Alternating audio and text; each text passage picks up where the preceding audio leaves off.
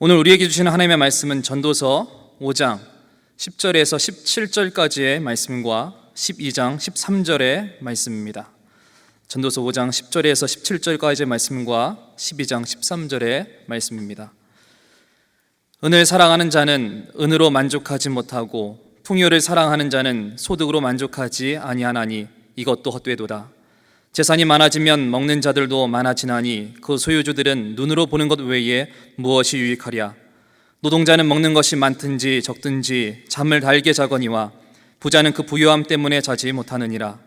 내가 해 아래에 큰 폐단되는 일이 있는 것을 보았나니 곧 소유주가 재물을 자기에게 해가 되도록 소유하는 것이라. 그 재물이 재난을 당할 때 없어지나니 비록 아들은 낳았으나 그 손에 아무것도 없느니라. 그가 모태에서 벌거벗고 나왔은즉 그가 나온 대로 돌아가고 수고하여 얻은 것을 아무것도 자기 손에 가지고 가지 못하리니 이것도 큰 불행이라. 어떻게 왔든지 그대로 가리니 바람을 잡는 수고가 그에게 무엇이 유익하랴. 일평생을 어두운 데에서 먹으며 많은 근심과 질병과 분노가 그에게 있느니라. 12장 13절입니다. 일의 결국을 다 들었으니 하나님을 경외하고 그의 명령들을 지킬지어다. 이것이 모든 사람의 본분이니라. 아멘. 만일에 사람들에게 이런 질문을 던지면 어떨까요? 당신은 어떻게 살기를 바라십니까? 그러면 일반적으로 대부분 사람들은 이렇게 대답을 할 것 같아요. 좀 행복하게 살았으면 좋겠습니다. 그럼 또 이어서 질문하기를 어떻게 하면 행복하게 살 수 있을까요? 라고 물어보면 아마 많은 사람들은 돈이 좀 있으면, 돈이 좀 많으면 행복할 것 같습니다. 그렇게 대답할 것 같아요. 한 번 더 묻기를 도대체 얼마가 있으면 행복하실 것 같습니까? 라고 물어본다면 어떻게 대답을 할까요? 아마 주저할 것 같아요. 왜냐하면 사람마다 내게 돈이 얼마 있어야 나는 행복하겠다, 그 기준이 다 다르기 때문입니다. 여러분, 조사를 해보니까 결과가 이렇더랍니다. 돈으로 사람이 행복을 느낄 수 있는 상향선이 있더래요. 그냥 돈이 많다고 무조건 행복을 더 느끼고 이런 게 아니고 돈으로 사람이 행복을 느낄 수 있는 그 상향선이 약 7천만 원 정도 된답니다. 그렇게 많지 않아요. 그 이상은 돈을 벌어도 돈 때문에 더 행복해지거나 이러지는 않는다는 것입니다.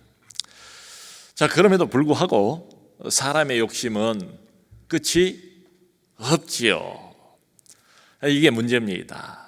오늘 전도서 이 본문의 말씀은 재물에 관한 이야기, 돈에 관한 이야기, 오늘 우리에게도 그대로 해당이 되는 말씀이에요. 그런데 오늘 초두 10절은 어떻게 시작을 하는가 하면 은을 사랑하는 자는 은으로 만족하지 못하고 이렇게 시작을 해요.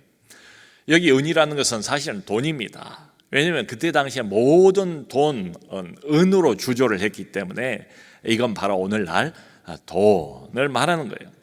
쉬운 성경은 이렇게 번역을 하고 있습니다. 돈을 사랑하는 사람 치고 돈에 만족하는 이가 없고 재물을 사랑하는 사람 치고 자기 수입에 만족하는 이가 없다. 이것 역시 허무한 일이다. 여러분, 그대로 사실 아닙니까? 돈을 벌어도 거기에 만족을 못한대요. 재물이 있어도 거기에 만족을 못한대요. 그렇기 때문에 오늘날에도 이 돈, 재물 때문에 벌어진 비극이 참 다반사 아닙니까? 다 뉴스나 TV나 신문에 실리는 일들이 보면 다 이거하고 관련이 돼 있어요. 지금은 이제 이미 식상한 이야기가 됐습니다만 재벌가 돈 많은데 서로 다투고 가족끼리 법정에 서는 이런 일들, 회사 돈을 횡령을 해서 전과자가 되어버리는 이런 일들도 여전히 계속 이어지고 있고, 또 정말 있어서는 안 되는 일이만 점점 많아지는 것 같아요. 유산이나 보험금을 위해서 가족을 살해하는 이런 경우도 계속 신문 방송이나 보도를 타고 있지 않습니까? 요즘 날이면 날마다 그냥 떠들썩하게 만드는 LH 공사의 사건, 이것도 결국 따지고 보면 돈 때문이에요. 돈. 정말 사람들이 세상이 다 돈 하면서 살아가는 것 아닌가 싶을 정도로. 성경에 보면 마태복음 그 19장에 예수님을 따르고자 했던 한 부자 청년의 이야기가 나와요. 근데 결국은 따라가지 못해요. 예수님에게서 등을 돌립니다. 자기 갈 길로 가버려요. 그 이유가 뭔가? 부자 청년은 재산이 너무 많았대요. 그러니까 이 돈을 포기하지 못하고 예수님 따르는 것을 차라리 포기해버린 한 청년의 슬픈 이야기가 거기 나와 있습니다. 여러분, 오늘날도 그렇잖아요. 이 돈을 포기하지 못하고 돈을 따라가다가 정말 소중한 것을 놓쳐버리는 경우가 얼마나 많은가. 그래서 그냥 세속적인 표현으로 어떤 사람들이 돈에 환장했다 이런 표현을 쓰기도 해요. 오늘 전도서의 본문은 단도직입적으로 그렇게 말합니다. 돈으로는 결코 행복을 얻을 수 없다. 아닌 것 같지만 돈으로는 결코 우리가 원하는 그 만족도 얻을 수가 없다. 이걸 저 같은 사람이 말했으면 별 설득력이 없을 거예요. 뭐 좀 많이 가져보고 많이 누려보고 이래야 뭐 할 말이 있지요. 근데 지금 이걸 말하는 사람이 누군가 하면 지혜의 왕으로 일컬어지는 솔로몬입니다. 솔로몬이 할 것 다 해보고 누릴 것 다 누려보고 타락도 좀 해보고 하나님 떠나기도 해보고 이 모든 걸 다 경험하고 난 뒤에 맨 마지막에 쓴 책이 전도서예요. 그 결론이 뭔가 하면 헛되도다. 헛되고 헛되며 헛되고 헛되니 이 모든 것이 다 헛되도다. 여러분, 성경을 보면 여러 역대 왕들이 나오고 인물들이 참 많이 등장을 하잖아요. 그 중에서도 일생을 가장 화려하게 살아본 사람 솔로몬. 세상 모든 사람들이 다 부러워하는 부귀 영화를 마음껏 누려본 사람, 그 사람이 바로 솔로몬이에요. 이런 사람들이 한 이야기니까 설득력이 있지요. 여러분, 솔로몬 왕은 자기가 스스로 그렇게 고백을 해요. 전도서에서 자기 만족을 위해서, 하나님을 위해서도 아니에요, 백성들을 위해서도 아니에요, 자기를 위해서, 자기 만족을 위해서 그걸 진솔하게 고백을 다 합니다. 할 걸 다 해봤대요. 2장을 보면 그 이야기가 자세히 나오는데요, 이 사람이 얼마나 영리한지 이런 말을 해요. 전도서 2장에 마음은 지혜로 다스림을 받으면서 육신은 술로 즐겁게 하려고 했대요. 그러니까 이 지혜는 다 버려버리고 그냥 세상 쾌락 어둠 속으로 완전히 푹 빠져버리자 이런 것도 아니에요. 지혜는 지혜대로 챙기면서 지혜롭게 살면서 마음은 대신에 육신은 또 술로 즐겁게 어떻게 하면 이 두 개를 같이 할 수 있을까를 궁리를 했대요. 그래서 이런저런 시도를 많이 해봤대요. 자기 자신을 위해서 은금을 많이 쌓아놓을 수가 없을 정도로 쌓아놓기도 해봤고, 또 노래하는 남녀들을 자기 옆에 많이 뒀대요. 그러니까 오직 1인 왕 한 사람을 위해서 아침부터 저녁까지 언제든지 아름다운 노래, 아름다운 곡조를 들려줄 사람들이 즐비하게 옆에 있었다, 이런 말이죠. 처첩도 많이 두어봤대요. 여러분, 솔로몬 왕이 거느렸던 처첩이 무려 1000명입니다. 하나님 말씀이니까 정확하겠죠. 이렇게 많은 처첩을 거느리면 뭐 왕이 있을까 싶어요. 그러면서 하는 말이, 제가 인용을 해볼게요. 무엇이든지 내 눈이 원하는 것을 금하지 않았고 내 마음이 즐거워하는 것을 막지 않았다. 여러분, 이렇게 살 수 있는 사람이 얼마나 될까요? 근데 이 사람은 이렇게 살았대요. 하나님이 허락을 해주신 거예요.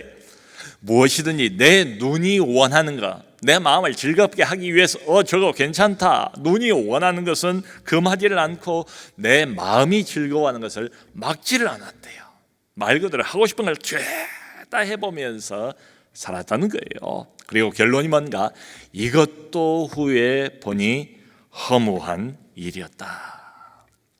이 바람을 잡는 것과 같았다. 마치 바람을 잡는 것과 같았다. 이 표현이 전도서 안에 10번 이상 나와요.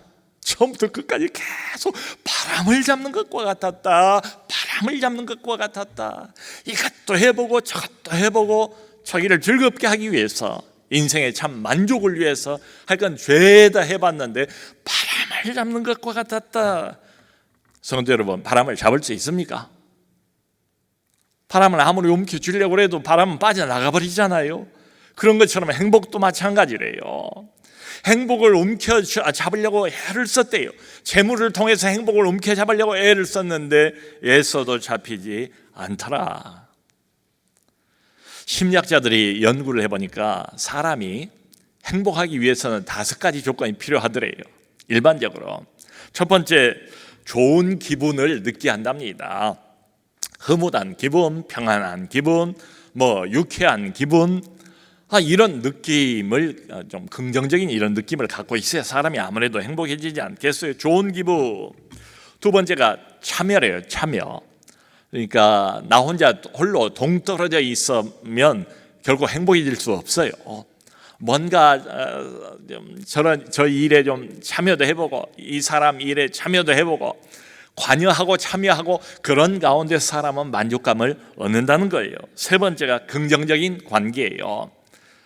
그러니까 나하고 좋은 관계를 맺는 그 주변의 사람들이 많으면 많을수록 더 만족스럽고 행복한 인생을 살 수 있다는 거죠. 네 번째가 삶의 의미입니다. 사람은 밥만 먹고 사는 동물이 아니잖아요.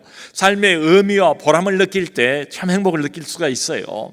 그러니까 나만을 위한 이기주의는 사실은 이런 보람 느끼기가 어렵지요. 다른 사람을 위해서 뭔가를 봉사하고 헌신하고 또 좀 희생도 하고 이럴 때 인생의 보람을 느끼지 않습니까? 어쨌든 인생의 의미, 이게 행복의 요소예요. 마지막 5번째가 성취입니다. 뭔가를 하는데 그게 이루어져야지요. 그게 일이든 사업이든 자식 농사를 잘 지어서 이게 참 성취를, 좋은 성취를 보든지 간에, 심지어는 취미 생활에서도 어떤 성취를 볼 때에 사람은 만족과 행복을 느낀다는 겁니다. 여러분, 혹시 눈치채셨습니까? 심리학자들이 이 조사한 공통적으로 우리 인간이 행복해질 수 있는 5가지 조건에 뭐가 빠져 있습니까?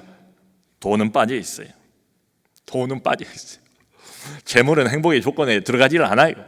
실제가 그렇다는 거예요. 조사를 해보니까 그렇다는 거예요. 아닌 것 같지만 실제가 이렇다는 거예요.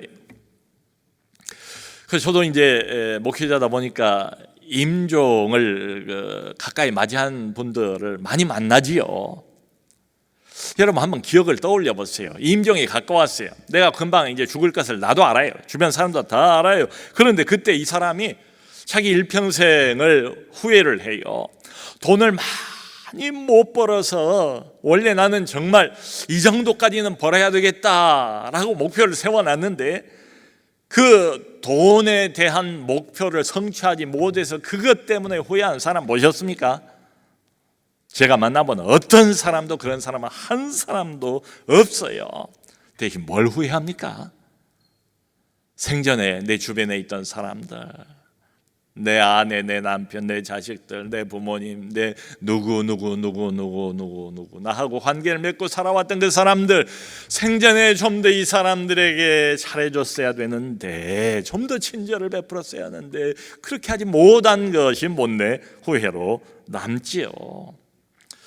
여러분, 그렇기 때문에 우리가 전도서를 좀 읽어야 됩니다. 정기적으로 좀 읽으면 어떨까 싶어요. 1년에 한 번이라도 우리 인생의 좌표를 좀 더 정리하기 위해서 내 인생이 지금 어느 지점에 있는가를 하나님 앞에서 좀 더 반성하기 위해서 전도서를 읽어볼 필요가 있지 않을까. 이 전도서가 우리한테 정말 와 닿는 이유는 이게 이론이 아니기 때문에 그래요. 다분히 실제적인 이야기입니다. 그러니까 솔로몬이라는 이 사람이 머리도 좋겠다, 책상머리에 앉아서 열심히 연구를 해보니까 아하, 결론이 이렇게 나왔다, 이게 전혀 아니에요. 말씀드린 것처럼 산전수전 다 하였고 온갖 세상 경험을 나름대로 다 해보고 특별히 재물을 가지고 누릴 수 있는 아주 극도의 한계까지 가본 이런 사람, 경험에서 우러나오는 진리를 우리에게 진솔하게 이야기를 해주는 거지요. 그래서 들을 필요가 있어요. 저는 이 솔로몬이 신비한 인물입니다. 그런데 한편으로 보면 전도서를 쭉 읽으면 그런 생각이 더 들어요. 이 사람이야말로 하나님의 전략이다. 하나님이 오고 오는 수많은 인생들에게 인생이 뭔가, 인생의 만족이 어디에 있는가를 분명히 알리기 위해서 하나님이 택하신 전략적인 인물이다, 이런 생각이 많이 들어요. 왜냐하면 솔로몬만큼 하나님의 사랑을 받고 인생을 출발한 사람이 없어요. 다윗의 아들 아닙니까? 여러 아들이 있었는데 이 아들만 하나님이 별명까지 지어주시잖아요. 여디디아다, 여호와의 사랑을 입은 자다. 여호와의 사랑을 입고 세상의 온갖 지혜를 다 갖지 않습니까? 하나님이 부귀 영화까지도 너한테 더하여 주리라 말씀하지 않습니까? 솔로몬이 성전을 완공하지 않습니까? 성전을 완공한 다음에 하나님 앞에 드리는 그 헌신의 기도, 봉헌의 기도를 보면 얼마나 영감이 넘치는지 몰라요. 얼마나 하나님을 제대로 아는지, 깊이 아는지, 풍성하게 아는지. 근데 이 사람이 하나님을 떠나버려요. 잠시이긴 하지만 하나님을 떠나버려, 완전히 떠난 것처럼 보여요. 그러니까 얼마나 좋습니까? 하나님을 정말 사랑하고 딱 하나님 옆에 붙어 있기도 하다가 하나님을 완전히 떠나버리기도 하다가 세상의 모든 쾌락들 다 또 누려보기도 하다가, 그러니까 비교가 되죠. 이때와 저때가 비교가 되지 않습니까? 일부러 하나님께서 그러신 것 아닌가. 그리고 이 모든 인생을 다 통과하고 난 뒤에 맨 마지막에 오고 오는 수많은 인생들에게 인생의 엑기스를 전하도록. 여러분, 본문의 말씀은 뭐 한마디로 그겁니다. 돈이 많으면 행복할 것 같은데 그건 같을 뿐이에요. 실제는 아니다. 그러면서 11절 이하에 왜 아닌가를 구체적으로 솔로몬이 쭉 설명을 하고 있습니다. 여기 11절 보면 일단 재산이 많아지면 식솔도 많아진대요. 그 많은 재산을 가지고 나 혼자 먹는 게 아니래요. 그 많은 재산을 이 사람이 가져가고 저 사람이 사용하고 내가 쓰고 있는 재산의 분량은 얼마 못 된다는 거예요. 그러니까 결국 나는 할 수 있는 일이 뭔가 하면 내 많은 재산을 이 사람 저 사람이 나누어서 사용하는 것을 눈으로 그저 보는 것 외에는 유익이 없더라. 여러분, 돈이 그렇습니다. 일정량을 충족하면 일정량을 넘어서는 이제 한계가 있다는 거예요. 효용성의 한계. 뭐 예를 들면 아무리 돈이 많다고 해도 하루에 그 사람이 10끼를 먹습니까? 돈 없는 사람하고 똑같이 하루 먹어봐야 3끼예요. 배가 부르면 음식 생각 안 나요. 부자가 그래서 배가 실컷 부르면 산에 진미 갖다 놔도 아무리 비싼 음식, 맛있는 음식 갖다 놔도 그저 눈요기 하는 것 외에는 다른 방법이 없어요. 돈 많은 부자라고 해서 잠을 잘 때 10평을 차지하고 잡니까? 안 그렇잖아요. 다른 사람 똑같이 한 평 그 공간에서 몸을 눕히게 되지요. 돈이 많으면 많을수록 오히려 이것을 잘 지키기 위해서 인력을 과도하게 또 늘려야 하잖아요. 부대 비용이 과도하게 점점 더 늘어나지 않습니까? 그러니까 정작 돈이 많다고 해서 그 돈 많은 것 자체가 이 사람에게 직접적으로 주는 유익이 별로 없어요. 그저 하나 있다면 저거 다 내 거야. 자기 허영심을 만족시키는 것밖에 없대요. 근데 솔로몬 이야기는 이것도 허상일 뿐이래요. 허영심이래요. 허상이래요. 실제 유익은 없다, 이 말을 합니다. 한 걸음 더 나가서 여기 12절을 보니까 솔로몬이 노동자하고 부자를 비교를 해요. 뭘 비교를 하는가 하면 밤에 잠자리를 비교를 해요. 여러분, 요즘 밤에 어떻게 잠 잘 오십니까? 하나님이 사랑하는 자에게는 잠을 주신다고 그랬는데, 그러니까 노동자는 낮에 피곤하게 일을 많이 하잖아요. 하루 종일 열심히 땀을 뻘뻘 흘리면서 노동을 합니다. 일을 합니다. 육체적으로 고달퍼요. 피곤해요. 대신에 보상이 있어요. 뭐예요? 밤에는 피곤하니까 자연스럽게 잠이 솔솔 잘 와요. 달콤한 잠에 깊이 빠집니다. 낮에는 비록 저희가 육체적으로 곤고하지만은 끝나면 다 잊어버려요. 걱정할 게 뭐가 있어요? 그럼 밤에는 아주 깊은 잠에 든다는 거예요. 일이 고달프고 힘들고 그래도 이런 사람에게 잠은 안식이죠. 편안하게 안식, 그리고 삶의 활력을 재충전해 주는 시간이기도 합니다. 근데 부자는 어떤가? 부자는 그 반대래요. 이게 뭐라고 말하는가 하면 부자는 그 부요함 때문에 자지를 못한대. 이게 뭔 소린가? 돈이 많은데, 재물이 많은데 그 부요함 때문에 자지를 못한다. 학자들이 대개 이제 두 가지로 이걸 해석을 해요. 하나는 이 사람은 돈이 많기 때문에 음식을 먹을 때도 뭐 그냥 먹겠어요? 세상에 온갖 맛있는 산의 진미는 가득 가져다 놓고 먹으니까 늘 과식을 해요. 과식을 하다 보니까 늘 배가 불러요. 배가 너무 불러도 여러분 잠이 오질 않지 않습니까? 우리나라 말이 참 재미있어요. 배고파 죽겠다. 또 반대로 배불러도 죽겠다. 배가 너무 불러. 맛있는 건 막 입이 땡기니까. 그러다 보니까 배가 불러서 잠을 못 잔다는 거예요. 아니면 또 하나는 돈이 많아요. 재물이 많아요. 언제 어떤 사람이 이 재물을 어떻게 채갈지 몰라. 이걸 지켜야 되겠어요. 또 이걸 늘려야 되겠어요. 그러다 보니까 돈 생각 때문에 밤에도 근심이 있고 걱정이 있고 거기 눌려서 잠을 못 잔다. 이런 소리입니다. 참 이런 말씀 보면 여러분은 하나님이 참 공평하시다 이런 생각이 들지 않습니까? 돈이 많으면 근심이 그만큼 많아진대요. 근데 돈이 없고 지킬 재산이 없으면 걱정할 것도 없어요. 마음은 편하다는 거예요. 요즘에 이제 귀농하는 사람들이 점점 많아진 것 같아요. 일종의 TV를 보니까 거기 어떤 분이 나왔는데 이분이 꽤 큰 회사를 운영하는 사람이었어요. 그 전에. 근데 회사 운영할 때 정말 하고 한 날 마음이 근심과 걱정에 눌려서 벗어날 날이 없었다는 거예요. 한 달이 어쩌면 그렇게 빨리 돌아오는지, 직원들 월급을 줘야 되는데 또 눈 감았다 뜨면 한 달, 또 눈 감았다 뜨면 또 직원들 월급을 줘야 되고, 그냥 다 회사 운영 어떻게 하면 돈을 굴려서 회사를 더 키울까, 돈 하다가 그냥 마음이 피폐해져 버렸답니다. 건강도 잃어버렸대요. 그래서 결심을 하고 다 정리하고 들어와서 이제 귀농을 했는데 일을 해야 되지 않습니까? 일을 하니까 육체적으로는 고달프고 피곤하지만 밤에는 잠도 잘 오고 지금은 이렇게 건강해졌습니다. 그러시더라고요. 한 걸음 더 나가서 이런 말을 합니다. 솔로몬이 13절 보니까 내가 이 돈 문제하고 관련해서 해 아래서 큰 폐단을 보았노라. 이 폐단이라는 것은 심각한 문제를 발견했다.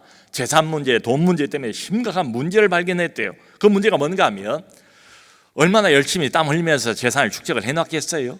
근데 요놈의 재산이라는 것이, 돈이라는 것이 보니까 축적을 한 그 주인, 소유주, 그 사람에게 오히려 큰 해를 끼치더라. 이걸 발견했다는 거예요. 이게 무슨 소린가 하면 요즘 같은 때에 뭐 과거도 마찬가지입니다만은 재산을 축적을 하기 위해서 이게 그냥 되겠습니까? 그러니까 축적에만 골몰한 거예요. 이 사람이 그 과정에서 온갖 죄악 다 저지르고 양심의 가책 있었지만 다 없는 것처럼 그냥 무시해버리고 여기까지 온 거예요. 디모데전서 6장 9절을 보면 이런 말을 합니다. 사도 바울이 부하려 하는 자들은 시험과 올무와 여러 가지 어리석고 해로운 욕심에 떨어지나니 곧 사람으로 파멸과 멸망에 빠지게 하는 것이라. 예나 지금이나 똑같은 것 같아요. 돈이 필요하지만 돈에 너무 지나치게 집착하고 그저 돈 하면 어떻게 되는가 하면 이게 반드시 시험거리가 된대요. 여기에 갇혀버린대요. 올무가 된대요. 해로운 욕심에 떨어진대요. 결국 결론이 뭐냐? 파멸과 멸망에 빠지게 하는 것이라. 그러니까 흔히 이런 말들을 합니다. 부자가 더 행복한 것이 아니라 부자에겐 더 형벌이 있다. 참 이상한 말이긴 해요. 부자가 더 행복한 것이 아니라 부자가 더 형벌을 받는다. 이게 무슨 소리인가? 예를 들면 이런 겁니다. 우리가 가끔 그런 걸 보잖아요. 참 안타깝고 안 됐다 싶긴 한데 이 정상적인 인격 같지가 않아요. 돈은 대한민국에서 둘째가면 서러워할 정도로 많을 것 같은데 정상적인 인격 같지가 않아요. 교만은 말할 것도 없고 극도의 이기주의. 남의 고통은 보니까 전혀 느끼지도 못하고 아랑곳하지도 않는 인격장애자처럼 보이는 경우가 있지 않습니까? 이 사람들이 도대체 왜 이러는가? 그야말로 좋은 교육 받으면서 뭐 최상의 환경에서 자랐을 것 같은데 왜 이 사람들이 이렇게 변해버리는가 알아보니까 이렇더라는 거예요. 다 그런 건 아니겠습니다만은 그 돈 많은 재벌 부모들이 아이를 가르칠 때 아이에게 이런 걸 가르친다는 거죠. 남을 절대로 믿지 말라. 이 많은 돈, 이 많은 재산, 그걸 노리고 덤벼드는 사람은, 그걸 노리고 접근하는 사람들 얼마나 많겠어요. 그러니까 남을 믿지 말라. 어려서부터 그런 가르침을 받고 자란다는 거지. 돈이 목표예요. 이걸 뺏기면 안 돼요. 그러다 보니까 가장 가까운 사람마저도 믿지를 못합니다. 마음을 주지를 못해요. 마음을 열지를 못해요. 늘 경계의 대상이. 가르침을 받은 그대로 나중에 부모까지도 경계의 대상이 돼버리고 배우자까지도 경계의 대상이 돼버리고, 얼마나 불행한 인생입니까? 얼마나 비참한 인생입니까? 그야말로 돈 때문에 배가 망신하는 이런 인생들이 얼마나 많은가. 돈의 노예처럼 살아가는 이런 인생들. 근데 여기서 끝나는 것도 아니에요. 여기 14절을 보면 솔로몬이 이런 소리를 합니다. 열심히 돈을 축적하고 쌓았다 할지라도 생각대로 그 돈이 가만히 있어주지를 않는데요. 인생에는 변수가 있다. 무슨 말을 하는가 하면 갑자기 재난을 만나서 돈이 다 날아가 버린다. 그럴 수가 있대요. 또 잘못 어딘가 투자를 해서 재산을 한꺼번에 다 날려버리고 하루아침에 빈털털이 신세가 되는 이런 경우도 있다는 거예요. 그러면서 여기 그러지 않습니까? 14절에 자식이 생기는데 자식에게 이 많은 재산을 고스란히 그대로 물려주려고 유산으로 상속으로, 그런데 아무것도 물려줄 수가 없게 됐대요. 그 손에 아무것도 없느니라. 아무것도 없느니라. 졸지에 빈털터리가 되어버리고 허망한 재물을 쌓는 이 일에만 골몰한 나머지 결국은 허망하고 비참한 최후를 맞이하게 되더라. 이런 소리입니다. 자, 여러분, 이것은 하나님의 말씀입니다. 그러므로 솔로몬이 이 이야기를 할 때 이 재산 문제, 돈 문제, 인간에게는 얼마나 이게 심각합니까? 얼마나 중요합니까? 이 배후에는 솔로몬이 지금 하고 있는 이야기 밑바닥에는 하나님께서 이 문제에 개입하고 계신다라는 전제가 깔려 있어요. 특별히 하나님을 믿는 백성들에게 하나님이 생명 주시고 하나님이 은혜 주시고 하나님이 구원 주시고, 그래서 하나님을 따라가야 하는 사람들이 돈 하다가 그 밑바닥에 하나님께서 개입하고 계신다. 이게 전제로 깔려 있습니다. 잠언서 23장 5절도 보면 이런 말이 있어요. 네가 어찌 허무한 것에 주목하느냐. 정령이 재물은 스스로 날개를 내어서 하늘을 나는 독수리처럼 날아가리라. 재물이 그럴 수 있지 않습니까? 내가 그렇게 열심히 땀 흘리면서 곳간에 잘 쌓아놨는데 어느 날 날개를 달고 날아가는 독수리처럼 잡을 수도 없고 워낙 힘있게 날아가 버리니까 다 하나님께서 우리에게 주시는 교훈들입니다. 여기 15절 16절에서는 솔로몬이 이런 말까지 해요. 모태에서 우리 모두가 벌거벗고 나왔은즉 나온 그대로 돌아갈 것이다. 빈손으로 왔다가 빈손으로 가는 인생, 아무것도 손에 가지고 가지 못하리라. 흔히 말하는 공수래 공수거입니다. 처음 나올 때도 적신으로 우리가 나왔다. 아무것도 없이 빈손으로 갈 때도 빈손으로 다 놓고 가기 마련이다. 일전에 어떤 그 유명한 기업의 총수가 죽음을 앞두고 그런 말을 했어요.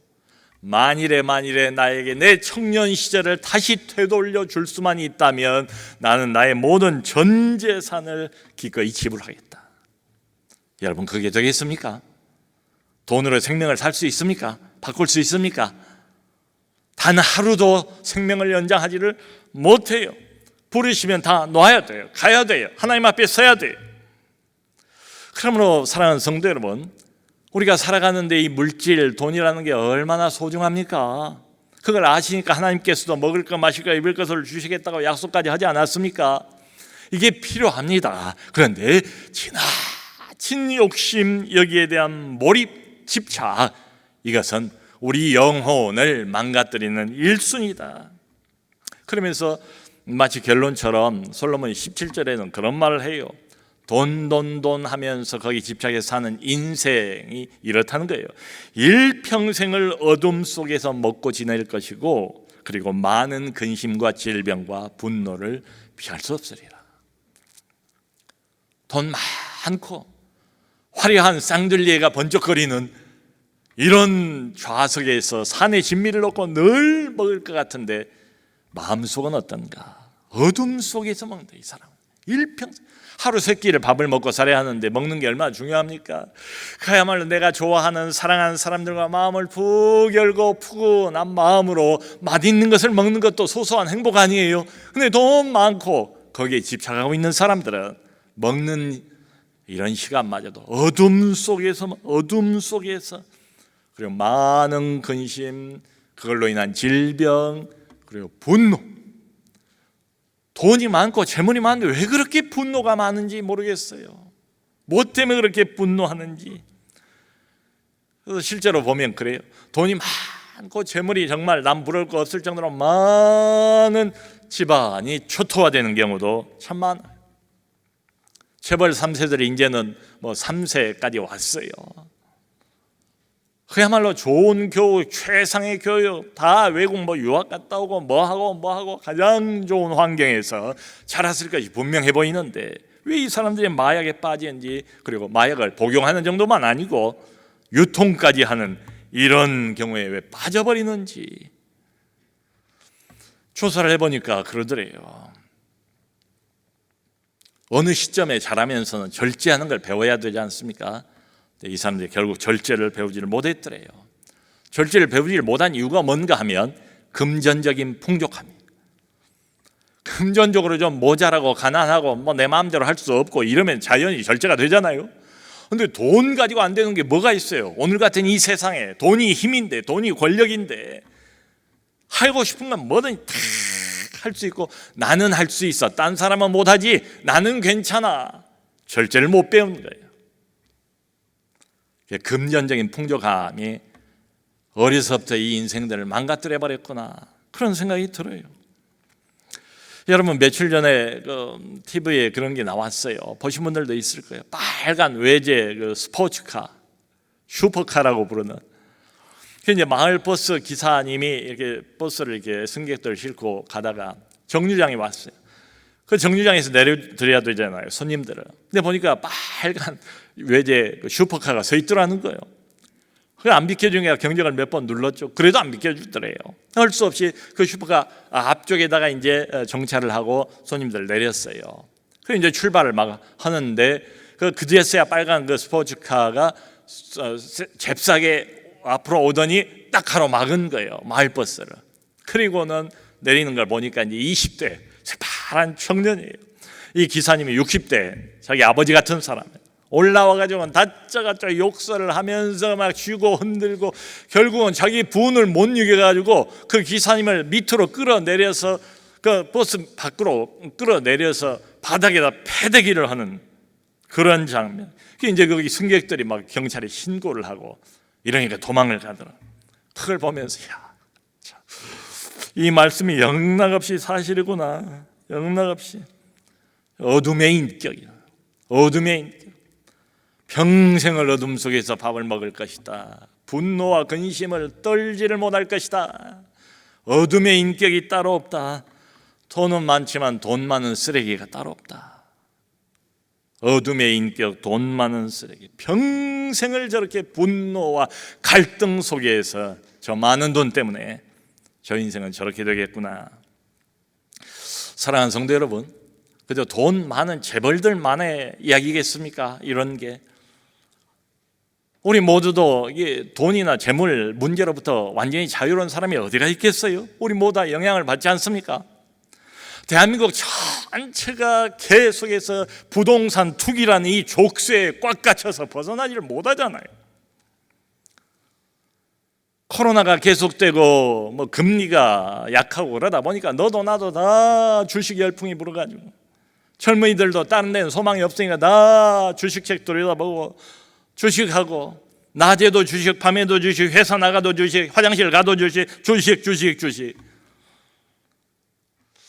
적당하게 하는 것은 모르겠지만 이게 결국은 사행심리로 끌고 가고 일확천금으로 끌고 가고 그 와중에 평안이 있겠습니까? 만족이 있겠습니까? 계속 초조하고 불안하고 낙심하고 하나님은 온데간데 없이 사라져버리고. 그래서 전도서의 이 말씀을 읽을 필요가 있어요.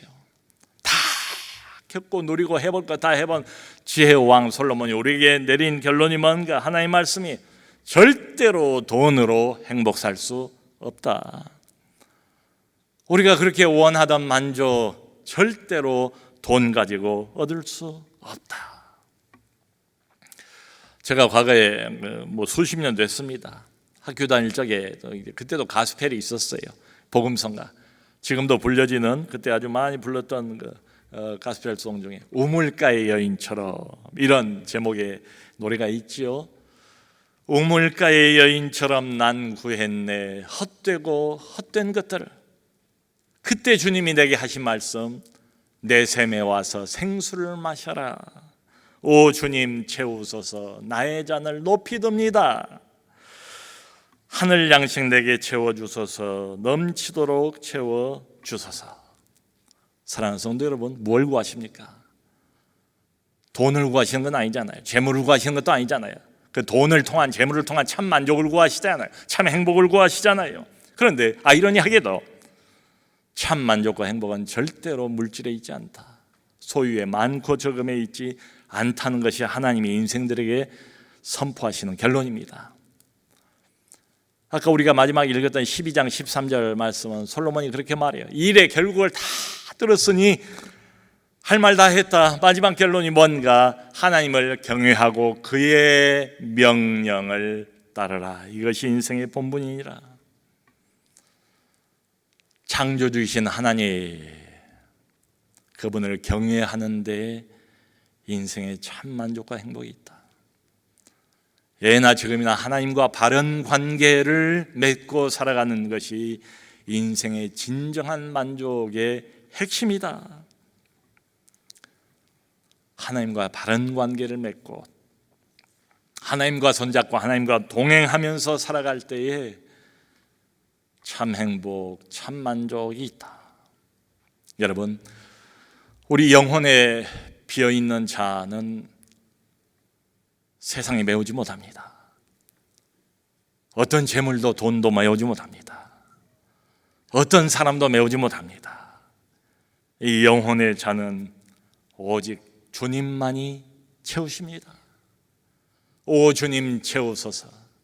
주님만이 이 세상 것이 아닌 하늘의 생수로 가득 채우십니다. 모쪼록 이 전능자의 음성에 귀를 기울이시고 코로나19 한복판이지만 주님과 함께 동행하시면서 날마다 참 만족을 얻으시는 우리 모두가 될 수 있기를 주님의 이름으로 축원합니다.